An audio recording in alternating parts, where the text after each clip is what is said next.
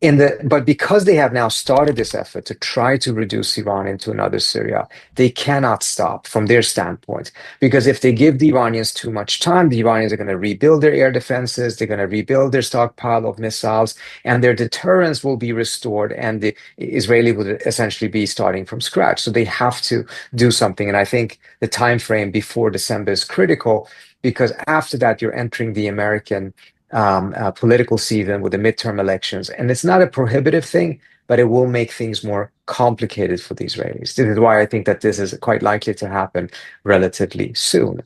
And in that context, if this happens, since the Iranians will do everything they can to dispel the Israelis, that type of a strategy, which the Israelis call mowing the grass, is possible with Iran, I think this time around they will strike back hard right away instead of playing the long game. And that could mean the activation of other fronts, such as Hezbollah, such as Iraqi militias, and of course the Houthis. Let's just talk about objectives 1 and 2 before moving into a broader context here. Objective 1, get the U.S. involved in conflict. Okay. To what extent do you think Donald Trump is going to be involved in the next 2 years? That is the absolutely most critical question. Because if Trump decides not to be involved, the Israeli maneuverability is extremely limited.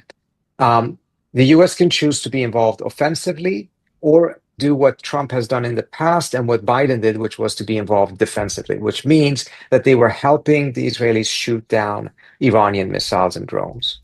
If the US chooses not to even do that, then the Israelis have no military option because they cannot take on Iran and they cannot defend themselves against the barrage of missiles that will be incoming without the support of the United States. In fact, the US had to put 2 THAAD batteries in Israel in order to shoot down these missiles, and the US consumed 25% of its entire stockpile of THAAD interceptors. It will take the US 3 to 5 years to rebuild it.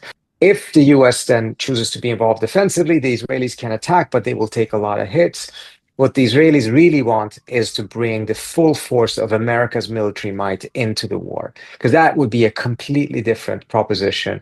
But it would also mean that the Iranians would, at that point, start attacking US targets, bases, troops, perhaps even embassies, etc. And that would be a much, much bigger war than what we saw. If I'm talking about the last part of your answer, the final part where we have a scenario where the U.S. military is involved in full power, what even would be the justification for the American people for that kind of involvement, for that level of involvement? Benjamin Netanyahu, Prime Minister of Israel, has repeatedly over the last many years cited that Iran's nuclear program is a threat to all global stability. Critics have pointed out that he's been saying this for 20 years.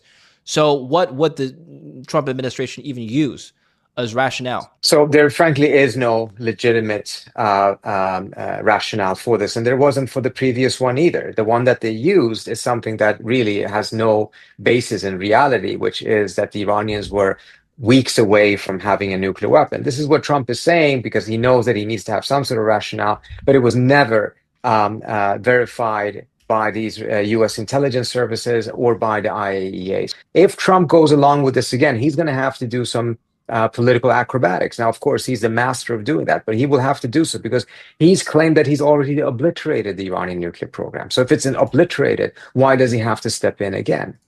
Moreover, what's the pretext for him? What is the threat to the United States? If the Israelis perceive a threat, that's one thing.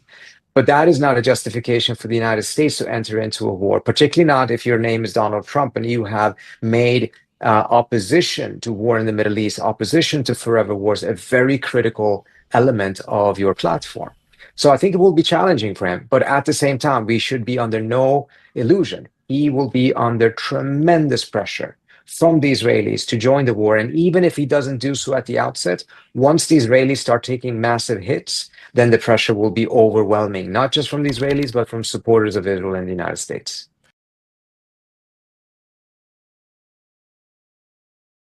سرچ مدیا